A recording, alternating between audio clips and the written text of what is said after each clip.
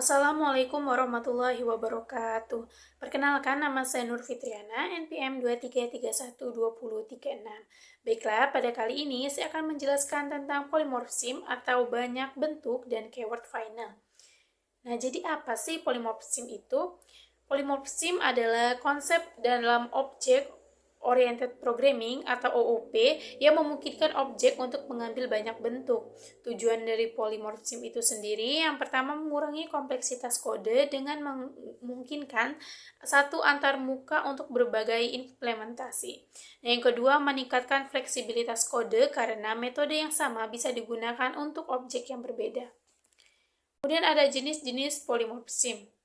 Yang pertama compile time polymorphism atau static polymorphism. Dicapai dengan method overloading dan operator overloading jika didukung oleh bahasa pemrograman. Method overloading adalah metode yang memiliki nama yang sama tetapi parameter yang berbeda.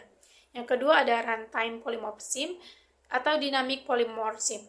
Dicapai dengan method overriding di mana metode yang sama didefinisikan di subclass untuk menggantikan metode yang ada di superclass. Kemudian ada contoh program polymorphism dalam overloading dan overriding. Contoh pertama, method overloading compile time polymorphism.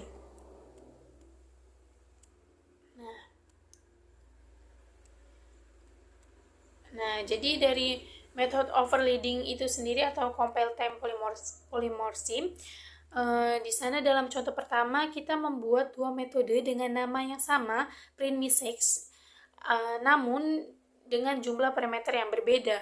Kemudian ini memungkinkan jika untuk memanggil metode yang sesuai dengan jumlah parameter yang diberikan menghasilkan compile time polymorphism.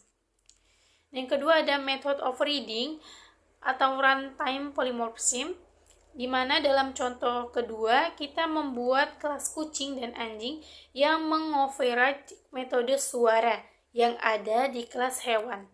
Nah, runtime polymorphism terjadi ketika metode suara yang dipanggil tergantung pada jenis objek yang mengaksesnya, meskipun variabel referensinya adalah kelas induk atau hewan.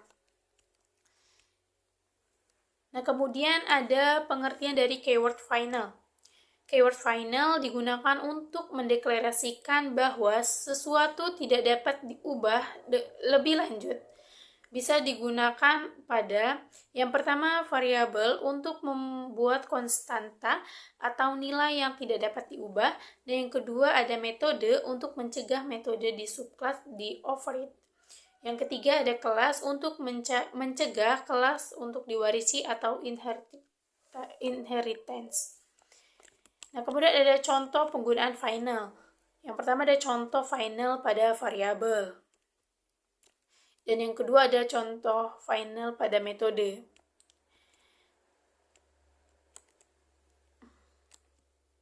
Yang ketiga ada contoh final pada kelas. Jadi itu saja contoh dari keyword final. Jadi kesimpulannya, polymorphism atau banyak bentuk memungkinkan kita untuk menggunakan metode yang sama namun dengan implementasi yang berbeda, baik itu melalui method overloading atau compile time atau menggunakan method overriding yaitu runtime. Nah, kemudian yang kedua ada keyword final, digunakan untuk mendeklarasikan elemen yang tidak bisa diubah lebih lanjut, baik itu variabel, metode, atau kelas. Nah, kemudian final variabel digunakan untuk membuat konstanta. Nah, selanjutnya final metode digunakan untuk mencegah overriding dan final class digunakan untuk mencegah pewarisan. Baiklah, itu saja yang bisa saya sampaikan materi tentang polymorphism dan keyword final. Mohon maaf apabila ada kesalahan kata dalam ucapan saya. Terima kasih. Wassalamualaikum warahmatullahi wabarakatuh.